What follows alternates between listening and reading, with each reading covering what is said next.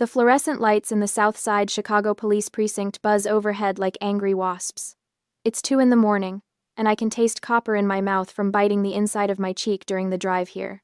When Sergeant Miller called, his voice was careful, measured. "Miss Baker, we have your niece and nephew here. They're safe, but we need you to come down." I'd thrown on whatever clothes I could find and driven through the blizzard, gripping my steering wheel so hard my knuckles went white. Cooper and Piper are here. They're safe. That's all that matters. But Miller doesn't lead me to the children. His hand on my elbow is firm, almost forceful, as he guides me past the waiting area where I catch a glimpse of silver emergency blankets. He steers me into an interrogation room instead. The door closes with a click that sounds too final. Miller drops a plastic evidence bag on the metal table between us. Inside is a crumpled note, and even through the clouded plastic, I can see my name scrawled across it in Sloane's handwriting. "Miss Baker." Miller's voice has lost all warmth.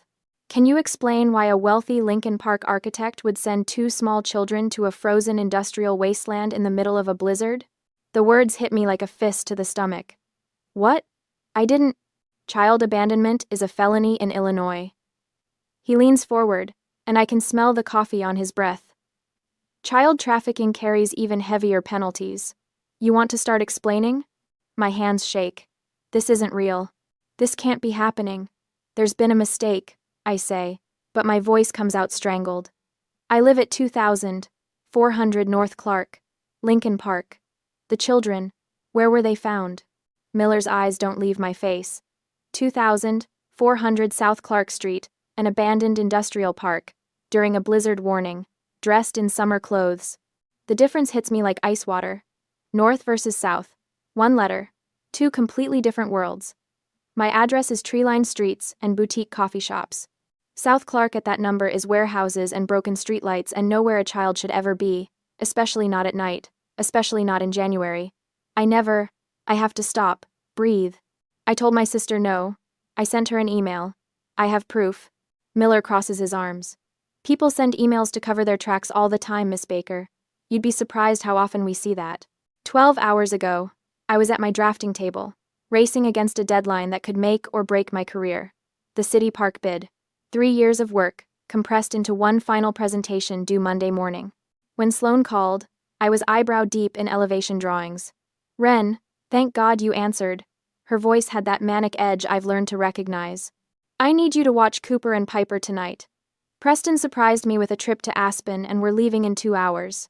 I can't. I told you last week I have that deadline. This is important, Wren. Family is important." The familiar guilt tried to claw its way up my throat, but I'd swallowed it down. "I will not be home tonight. Do not bring them to my apartment. I will not answer the door." I'd hung up and immediately sent an email at 3:30 p.m., just to be clear, just to have it in writing. "I will not be home. Do not bring them. I will not open the door." Now Miller is watching me like I'm a liar, like I'm the kind of person who would endanger children. "The email could have been sent after the fact," he says. "Or you could have changed your mind and panicked when they didn't show up. Can I see them?" My voice cracks. "Please, I need to see that they're okay." Something shifts in Miller's expression. Maybe it's the desperation in my voice. Or maybe he's just giving me enough rope to hang myself. He stands up. "Follow me." I push back my chair and follow him down the hall to a darkened observation room. Through the one-way glass, I see them. Cooper is wrapped in one of those silver emergency blankets, the kind marathoners wear. He's shaking so hard I can see it from here, his whole body convulsing with cold or shock or both. Piper sits next to him, clutching her stuffed bear, and her eyes are vacant, empty, like she's somewhere else entirely, somewhere her mind had to go to survive what happened tonight. My knees buckle. I catch myself on the glass. That fog descends, the one that's been my companion for 28 years. The voice that whispers, "Fix this. Protect Sloane. Take the blame. You're the responsible one. That's your job." I could do it. I could tell Miller it was all a misunderstanding, that I'd meant to say yes, that the address confusion was an honest mistake. I could make this go away for everyone. Everyone except Cooper and Piper. The Uber driver, Miller says behind me, was told their father was waiting for them. She dropped them at the curb and drove away. I close my eyes. "You should thank God for Mr. Henderson. the night security guard at the industrial park. If he hadn't heard them banging on his booth, screaming for help. Miller pauses, lets the silence fill in what he's not saying. You'd be identifying bodies at the morgue right now, Miss Baker. 2 frozen children. The blood drains from my face so fast I have to grip the windowsill. This wasn't a mistake. This was calculated. Sloane knew I said no. She read that email I checked, and the read receipt showed 3:47 p.m. She'd opened it, absorbed every word, and then she'd done this anyway. Punishment for daring to set a boundary. Punishment for choosing my career over her convenience. She'd sent them to die. I turned to face Miller. My hands are still shaking, but my voice is steady. I didn't call that Uber. I have the email I sent refusing to babysit. I have proof I told her no. I meet his eyes and don't look away, and I'm not covering for her this time. The words feel like stepping off a cliff. 28 years of conditioning, of being the good daughter, the reliable sister, the family fixer, all of it crumbles away. Miller studies my face for a long moment. Then he motions back toward the hallway. Let's go back to the table, Miss Baker. We'll start from the beginning. Miller's phone sits on the metal table between us like a grenade. You said you can prove you told her no. Let's see it. My fingers fumble with my phone, pulling up the email thread. The timestamp glares back at me. 3:30 p.m. Read receipt. 3:47 p.m. I slide the phone across to Miller, watching his eyes scan the words I'd typed 12 hours ago, back when I'd still believed a clear boundary might be enough. I need to make a call, I say. My voice sounds hollow. Declan, her husband, he's in Cleveland for a conference. He can verify I never agreed to this. Miller studies me for another long moment, then nods. FaceTime. I want to see his face when he answers. My hands shake as I dial. The phone rings once, twice. Then Declan's face fills the screen, the quiet hum of a hotel room behind him. He rubs his eyes, looking exhausted. Ren? His voice is rough with sleep. I just got into Cleveland. It's 3 a.m, what? Miller leans into the frame. Mr. Montgomery, this is Sergeant Miller, Chicago Police. I need you to verify something for me. Did your wife tell you that her sister agreed to watch your children tonight? Declan's face goes white. Actually white, like someone pulled a plug and drained all the blood out. Watch the kids? Ren's working tonight. She told Sloane she couldn't. He stops. I watch understanding crash over him like a wave. Where are Cooper and Piper? Safe, Miller says. Barely. They were dropped off at an abandoned industrial park on the south side during a blizzard. We found them at 2400 South Clark Street. South Clark? Declan's voice cracks. Ren lives on North Clark. How did... Another pause. Longer this time. When he speaks again, his voice is ice. I need to access my home security system. Ring camera. Give me 2 minutes. Miller and I sit in silence while Declan works. I can hear him typing, muttering under his breath, the fury building in each keystroke. Then my phone buzzes. A video file. Miller opens it on his department laptop. The timestamp reads 5 p.m. Our house. The front door. Sloane staggers into frame. A wineglass dangles from her left hand, the stem gripped so loosely it's a miracle it doesn't shatter on the floor. She's swaying, actually swaying, like a tree in high wind. Cooper appears, his voice small on the recording. Mommy, where's our coats? She doesn't answer, just pushes him toward the door with her free hand. Piper comes next, wearing a summer dress in January. Sloane shoves them both outside and the door slams. Not once does she look at her phone. Not once does she check the Uber destination. She sends her children into a blizzard in summer clothes and goes back inside for more wine. Miller's jaw tightens. I'll need that file sent to this email address. Already done, Declan says through the phone. His voice sounds like gravel. I'm getting on the next flight back. Don't let her anywhere near my kids. The call ends. Miller closes his laptop with a click that echoes in the small room. You're cleared, Miss Baker. I'll need your formal statement, but you're not being charged. He stands. Your sister, however, will be arrested for child endangerment the moment we locate her. The relief should feel bigger. Instead, it's just a small crack of light in a very dark room. 4 hours later, I'm sitting in the precinct's waiting area when they arrive. Preston and Lenore Baker sweep through the doors like they own the building, their designer luggage still tagged from the airport. They must have turned around mid-flight when Miller contacted them. They walk right past the room where their grandchildren are wrapped in blankets, still shaking. Walk right past them without a glance. Preston spots me and changes trajectory. Lenore follows, her heels clicking on the linoleum like a countdown. "Ren," Preston's voice is clipped. "We need to talk. Privately. I'm not leaving the children. The children are fine." Lenore's hand lands on my arm, perfectly manicured nails digging in just enough to hurt. "What we need to discuss is damage control. Do you have any idea what this will do to Preston's company stock if it hits the police blotter?" I stare at her. "Your grandchildren almost froze to death." "Don't be dramatic." Preston pulls out his checkbook.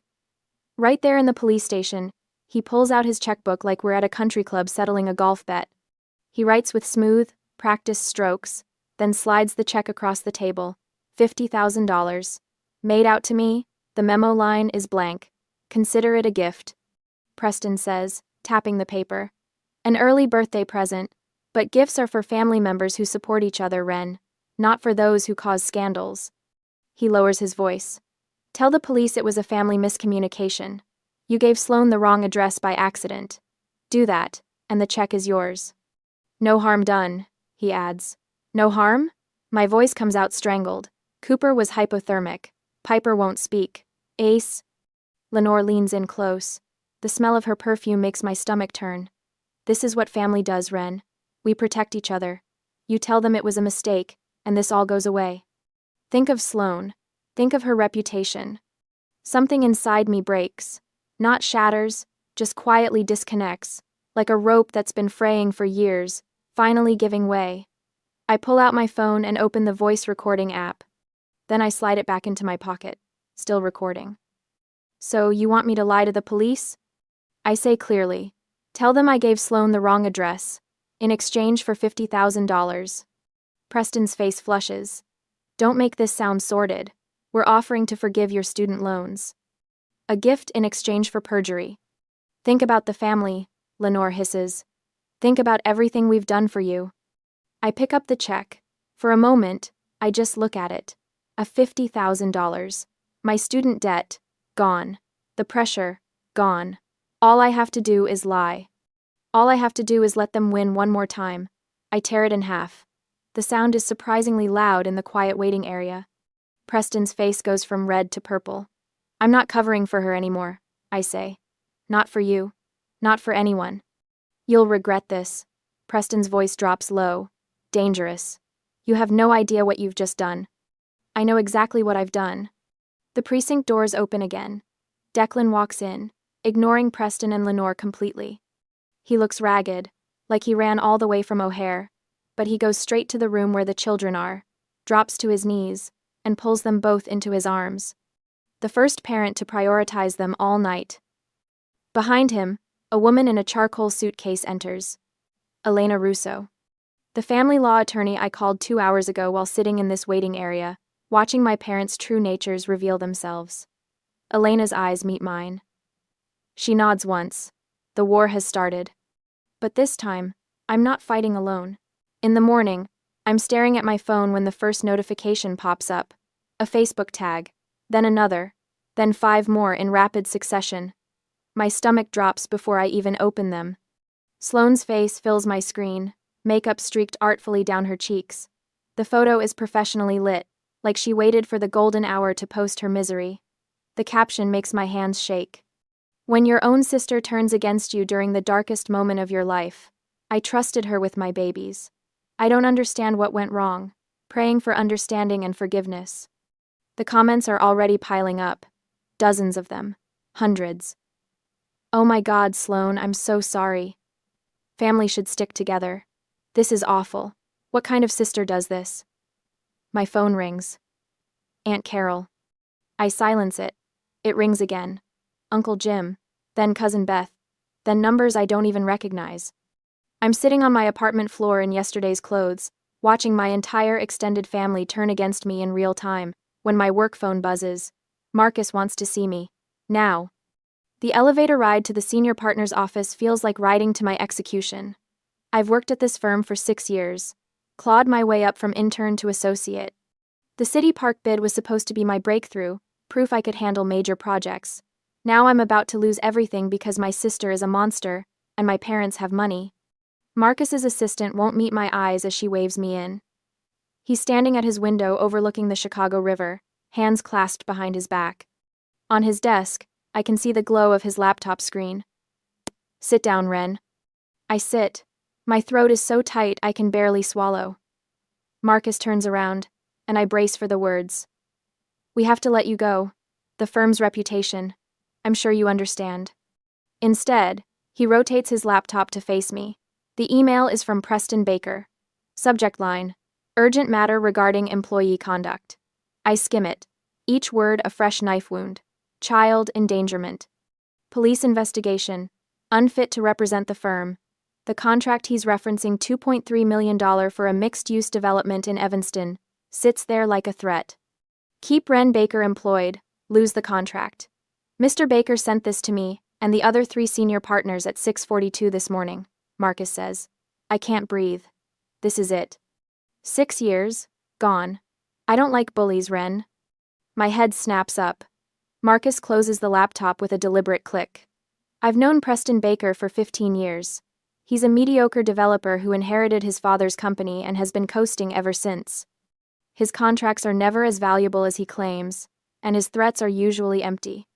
The $2.3 million is actually $1.8 million, and we both know it. Marcus sits down across from me. More importantly, I called Sergeant Miller this morning. He told me what really happened. Showed me the ring footage. The relief hits so hard I have to grip the chair arms. You're not firing me? Firing you. Marcus actually laughs, but there's no humor in it. Ren, you just saved 2 children from freezing to death. Your sister belongs in jail, and your father belongs in the same cell for trying to cover it up. He leans forward. You have the firm's full support, whatever you need. Take paid leave if you need time to handle the legal battle. Use our attorneys if it helps. But you are not losing your job over this. Something cracks open in my chest. For the first time in 3 days, I can take a full breath. I don't know what to say. Say you'll bury them. Marcus's eyes are steel. People like your father think money makes them untouchable. Prove him wrong. When I leave his office 20 minutes later, I'm crying in the elevator. But these aren't tears of despair anymore. That evening, I'm at the hotel where Declan has set up temporary residence with Cooper and Piper. It's an extended stay place in Lincoln Park, close enough to my apartment that I can walk over, close enough that the kids don't feel completely uprooted. The room smells like pasta sauce. Declan is at the kitchenette, stirring a pot of spaghetti while Cooper sits at the small table, pencil moving carefully across paper. Aunt Ren! Piper crashes into my legs, and I scoop her up.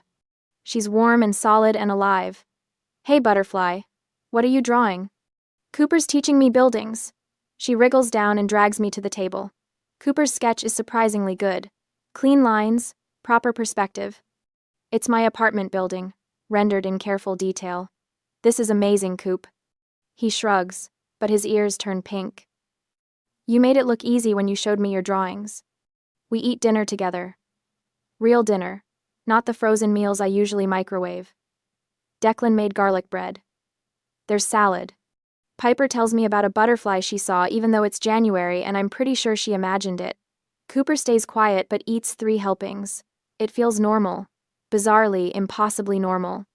After dinner, while Declan does dishes, Piper climbs into my lap on the couch. Aunt Ren? Her voice is small. Are you mad at Mommy? Every answer I could give feels like a landmine. I choose my words carefully. I'm sad she made choices that hurt you. Piper nods against my shoulder. She was drinking the special juice, the kind that makes her voice loud. Wine. She means wine. I close my eyes and hold her tighter. Cooper appears in the doorway, his sketchpad clutched to his chest. He's been so quiet since the police station, barely speaking above a whisper. I thought we were going to die in the snow. The words are flat, factual, worse than crying would be. Declan freezes at the sink, his back rigid. I kept telling Piper we'd be okay, but I didn't believe it. It was so cold. And there was nobody there. Just empty buildings and snow. Cooper's knuckles are white around his sketch pad. I couldn't feel my fingers. Piper stopped crying, and I thought. I cross the room and pull him into my arms. He's 9 years old, and he shouldn't know what it feels like to think he's dying. You were so brave. I whisper into his hair. You kept your sister safe. You found help. You were so brave. I don't want to be brave. His voice cracks. I want to be a kid. Later, after both children are asleep in the bedroom, Declan and I sit in the dim kitchenette. He's drinking coffee even though it's nearly midnight. I'm drinking tea that's gone cold. I've been blind, he says finally. She's been drinking for years, hasn't she? I could lie. Protect Sloane one more time. But Cooper's words are still echoing in my head. I thought we were going to die. Yes, since before Piper was born. Declan's jaw tightens. You knew. I knew. I covered for her. I made excuses. The confession tastes like ash. I thought I was helping. I thought if I just supported her enough, loved her enough, she'd stop. We can't fix people who don't want to be fixed. The silence stretches between us, but it's not uncomfortable. We're both mourning the same thing. The family we thought we had. I'm filing for sole custody tomorrow, Declan says. My phone buzzes before I can respond. Elena Russo, texting at midnight. Sloane filed an emergency motion for immediate return of the children, hearing in 10 days. She's claiming you gave the driver the wrong address out of jealousy, and that Declan is guilty of parental kidnapping. I show Declan the message. His face goes carefully blank, the way it does when he's furious. Let her try, he says quietly. My phone buzzes again. This time it's a text from an unknown number, but I know who it is before I even read it. You started this war. We'll finish it. Preston. I look at Declan. He's staring at the bedroom door, where his children are finally sleeping peacefully for the first time in days. Are we ready for this? I ask. We're protecting the children. His voice is steady. Final. Whatever it takes. The next morning, Elena's office smells like old books and strong coffee. We sit in leather chairs that probably cost more than my monthly rent, and she's laying out her battle plan with the precision of a surgeon marking incision points. We're not going for the knockout in the preliminary hearing, she says, sliding a yellow legal pad across the desk. Her handwriting is sharp, angular. We're setting a trap. Declan leans forward. But we have the email, the ring footage. We can end this now. The footage shows negligence, maybe intoxication, Elena counters, tapping her pen against the pad. But a good lawyer and Preston will hire the best will argue it was a momentary lapse in judgment, not criminal intent. They'll plead for rehab and family therapy. You want that? No, I say instantly. Then we need her to lie, Elena says. If she testifies under oath that you agreed to watch them, and we prove she's lying, that destroys her credibility completely. It proves she's manipulative and unfit. That's how we get full custody, not just temporary. She looks between us. She'll feel confident, she'll double down. And when we prove she lied under oath in the custody trial, Judge Okonkwo will throw the book at her. Declan's jaw tightens. How long do we have to wait? 30 days after the preliminary. Court schedules are backed up. Elena closes the legal pad with a snap. Can you both hold your nerve that long? Kine. I think about Cooper's shaking hands, Piper's vacant stare through the police station glass. I think about Sloane's wine glass caught on camera, the way she shoved them out the door into a blizzard. Whatever it takes, I say. On the preliminary hearing, the Cook County Family Court is all dark wood paneling and fluorescent lighting, the kind of institutional space designed to make you feel small. The gallery benches are hard, unforgiving. I chose my outfit carefully this morning, a simple gray sweater, no jewelry, my hair pulled back. I want to look exhausted, defeated. It's not hard to fake. Sloane sweeps in 20 minutes before the hearing, wearing cream-colored wool and understated pearls. Her makeup is perfect, her expression carefully composed into wounded dignity. She doesn't look at me as she takes her seat at the plaintiff's table. Preston and Lenore claim the front row of the gallery like it's a box seat at the opera. Preston's suit probably costs more than my car payment. Lenore's perfume reaches me 3 rows back, something expensive and cloying. When Judge Patricia Okonkwo enters, we all rise. She's a tall black woman with silver-streaked hair and the kind of face that's seen every lie the legal system has to offer. Her eyes sweep the courtroom with the efficiency of someone who has no patience for games. "Be seated." Her voice cuts through the nervous shuffling. "Let's proceed." Sloane's attorney is a smooth-talking partner from some downtown firm Preston probably plays golf with. He calls Sloane to the stand, and she takes the oath with her hand on the Bible, her voice clear and steady. "Miss Baker Montgomery," the attorney begins, "can you tell the court what happened on the night of January 14th? Sloane dabs at her eyes with a tissue, though I notice they're dry. "I was supposed to leave for a business trip with my father. I'd arranged for my sister Wren to watch Cooper and Piper. She'd agreed to babysit." My fingernails dig into my palms. "How did you arrange this?" the attorney prompts. "We spoke on the phone that afternoon. She said yes, to send them over." Sloane's voice wavers, perfectly calibrated.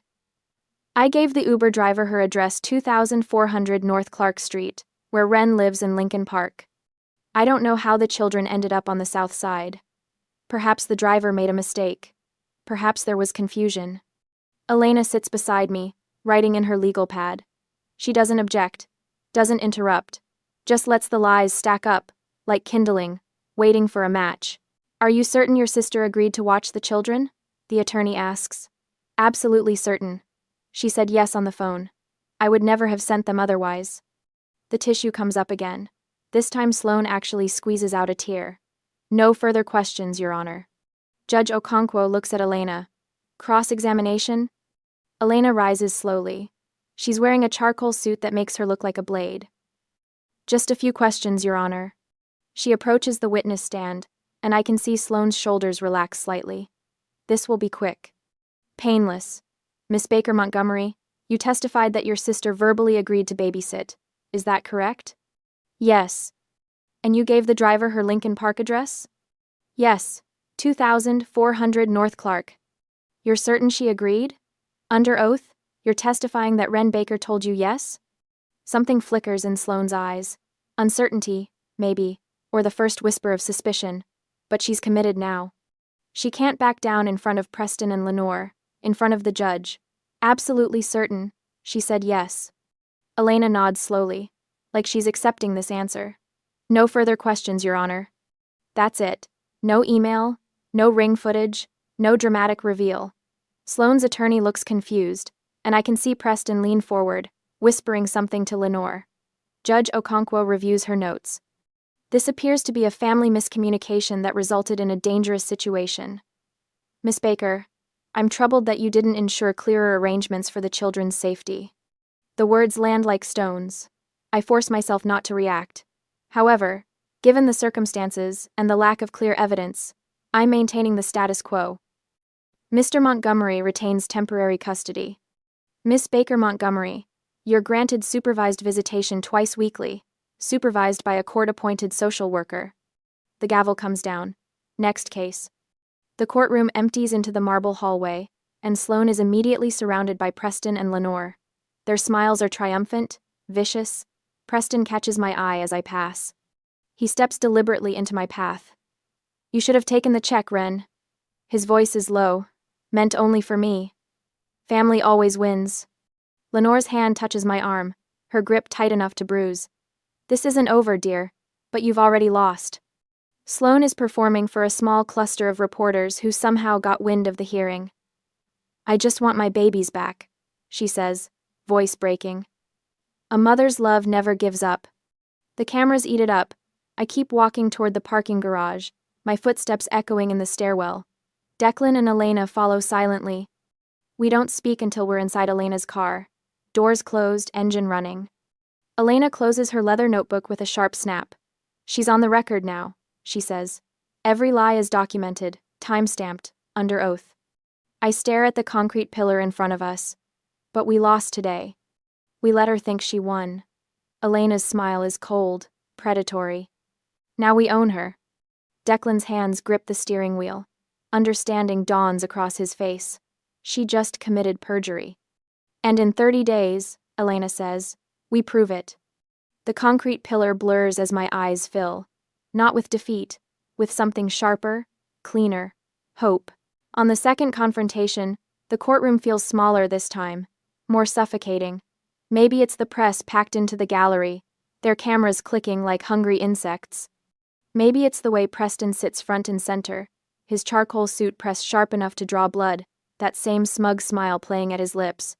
Sloane sweeps in wearing ivory, of course, ivory, the color of innocence, her hair styled in soft waves that frame her face. She clutches tissues in one hand like props in a play she's rehearsed too many times. The society page photographers eat it up.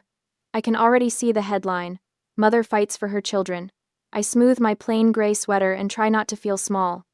Declan's hand finds mine under the table, just for a second. His palm is steady, warm. Elena sits beside us, her slim folder closed on the table in front of her. She looks almost bored, flipping through her phone while we wait for Judge Okonkwo to enter. All rise. The courtroom rustles to its feet. Judge Okonkwo's face is carved stone as she takes her seat, and I remember the way she'd looked at me during the preliminary hearing, like I was careless, irresponsible.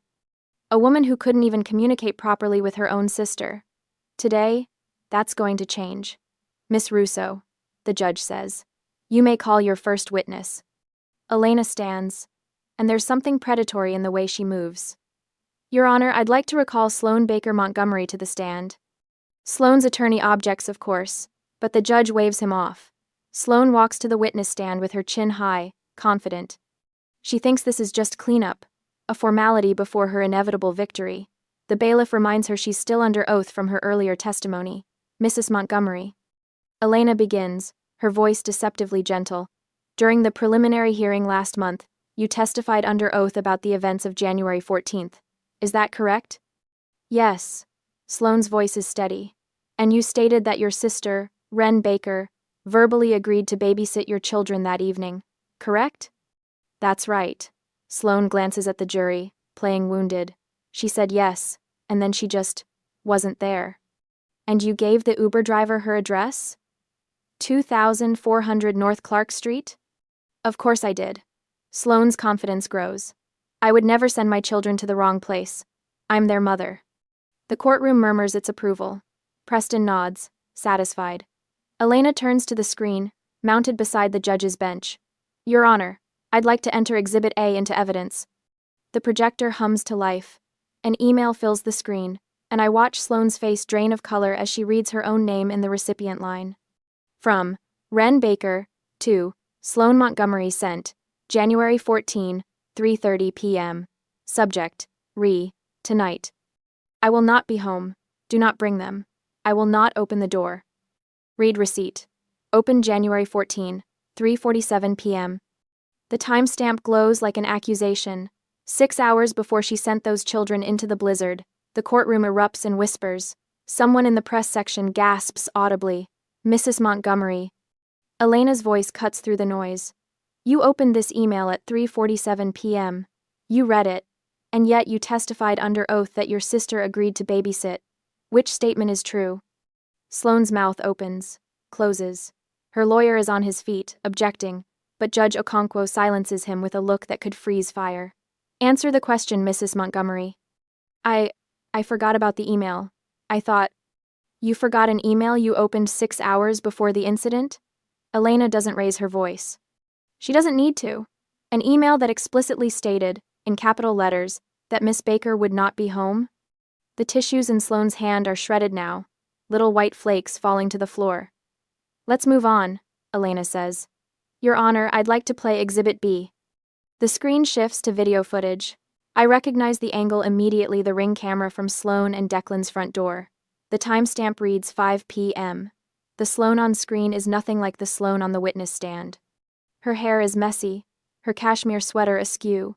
She's holding a wine glass in one hand, and when she moves, she sways. Not dramatically, just enough to notice.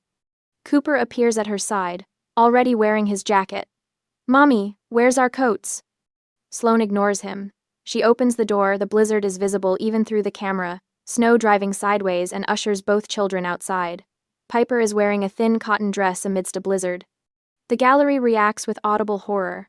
I hear someone say, "Oh my God." Sloane never checks her phone, never confirms the address with the Uber driver idling at the curb. She just closes the door, wine glass still in hand, and the last image before the footage ends is Cooper's small face turning back toward the house, confused and frightened. Judge Okonkwo's expression has gone from stone to thunder.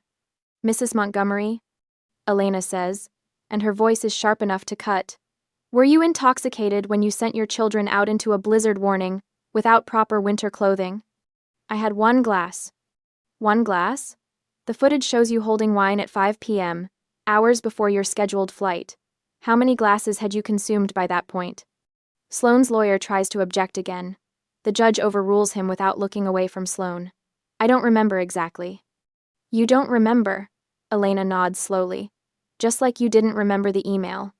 My hands are clenched so tight my nails cut into my palms. Declan's breathing has gone shallow beside me. "Your Honor," Elena continues, "I have one final piece of evidence. Exhibit C."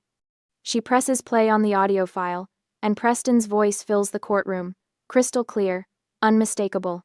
"Consider it a gift, an early birthday present."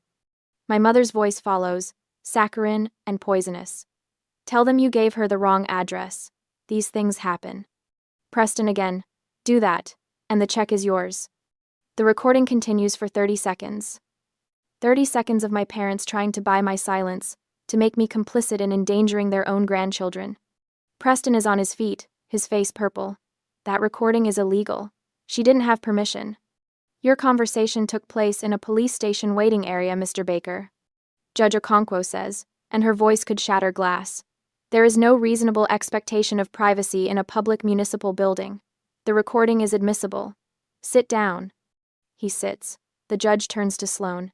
"And I've never seen anyone look so small on a witness stand. Mrs. Montgomery, you have committed perjury in my courtroom. You have demonstrated a pattern of reckless endangerment of your own children. You have shown a willingness to lie under oath to obtain custody of children you nearly killed through negligence." She pauses, and the silence is deafening. "Bailiff, detain the witness." Sloane screams. Actually screams, a high-pitched wail that echoes off the wood-paneled walls. Her lawyer is protesting, but 2 bailiffs are already moving toward the witness stand. "Your Honor, please. You will be charged with perjury, child endangerment, and reckless conduct." Judge Okonkwo continues, her voice cutting through Sloane's sobs. "You have betrayed every trust placed in you as a mother and as an officer of this court." The bailiffs take Sloane by the arms. Her mascara is running now, black streaks down her ivory dress. She's crying real tears, the kind that come from genuine fear rather than performance. The press is going wild, cameras flashing, voices shouting questions. Preston tries to stand, to say something, but Judge Okonkwo's glare pins him to his seat like a butterfly to cork. "As for the custody matter," the judge says, turning to her notes, "I am awarding sole legal and physical custody to Declan Montgomery, effective immediately." Sloane Montgomery's parental rights are terminated pending the outcome of her criminal trial. She looks at me, and for the first time, there's something almost kind in her expression. Wren Baker is designated permanent emergency guardian, Mr. and Mrs. Preston Baker. Your visitation rights are suspended pending psychological evaluation. All court costs, and Miss Baker's legal fees, are the responsibility of Mrs. Sloane Montgomery. The gavel comes down like a gunshot. Sloane is let out in handcuffs, still crying, her perfect hair coming undone. Preston and Lenore sit frozen, their empire of control crumbling around them in real time. The press swarms them, microphones thrust forward, questions overlapping in a cacophony of scandal. Declan pulls Cooper and Piper close. They've been waiting in the hallway with a court advocate, but someone brings them in now, and Piper runs straight to her father's arms. "I'm crying. I can't help it." But these aren't tears of triumph, they're relief. Pure, overwhelming relief that it's finally over. Elena closes her folder with a quiet snap and gives me the smallest nod. Justice served. 3 years pass like water finding its level.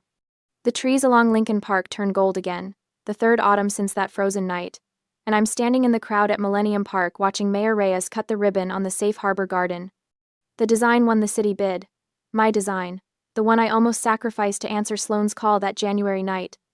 Reporters cluster around the mayor, cameras flashing, but I'm watching the children streaming toward the play structures.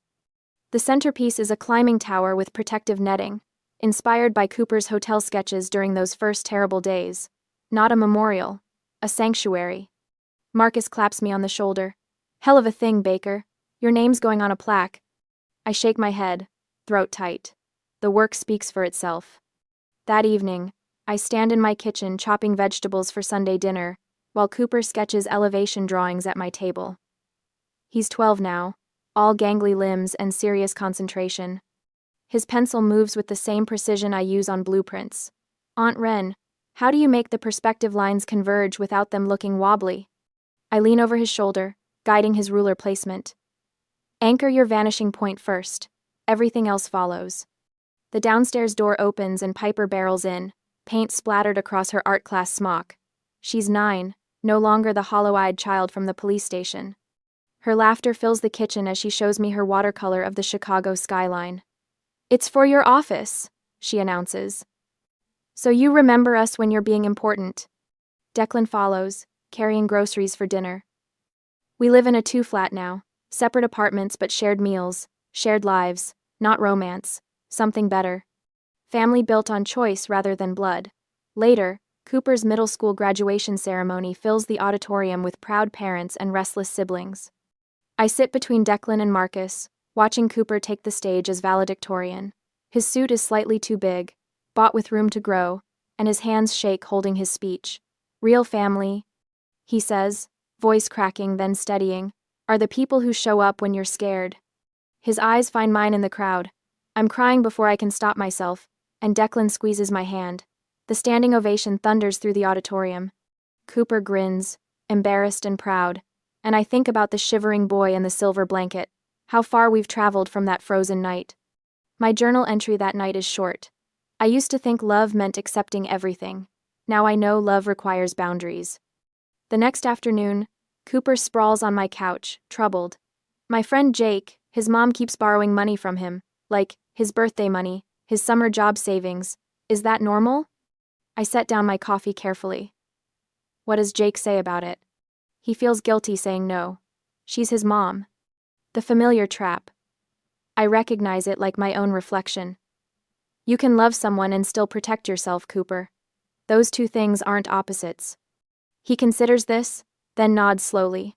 The lesson landing. The cycle breaking. I never responded to Preston and Lenore's letters. They arrived monthly at first, then quarterly, then stopped. Peace found me in distance, not reconciliation. Some relationships don't heal, they just end. The news about Sloan reaches me through Elena's network, remarried to Dr. Brandon Wells, a Connecticut surgeon, a new baby Emma, a fresh start built on hidden truths. Until the baby fell from a changing table.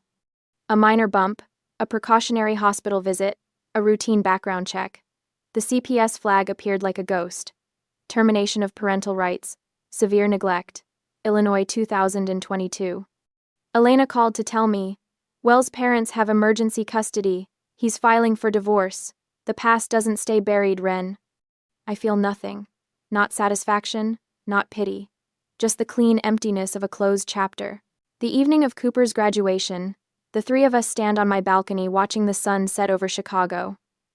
The skyline glows copper and gold, the same colors as the autumn leaves in the park we built together. Cooper suddenly wraps his arms around me, tall enough now that his chin reaches my shoulder. Thanks for not taking the money, he whispers. My chest tightens. Thanks for being brave enough to tell the truth. Declan's arm comes around both of us, solid and sure. We built something better than what broke. The city spreads below us, millions of lights beginning to flicker on as darkness falls. Somewhere in that vast sprawl are other families making impossible choices, setting necessary boundaries, choosing safety over silence. Laughter drifts up from the street below. Piper calls from inside, asking if we want hot chocolate. Cooper pulls away to help her, and I'm left standing with Declan watching our chosen family move through the warm light of home. This apartment, this life, this truth, better than blood, better than lies. The north side wind carries the scent of autumn and possibility. We've built our safe harbor, and it holds.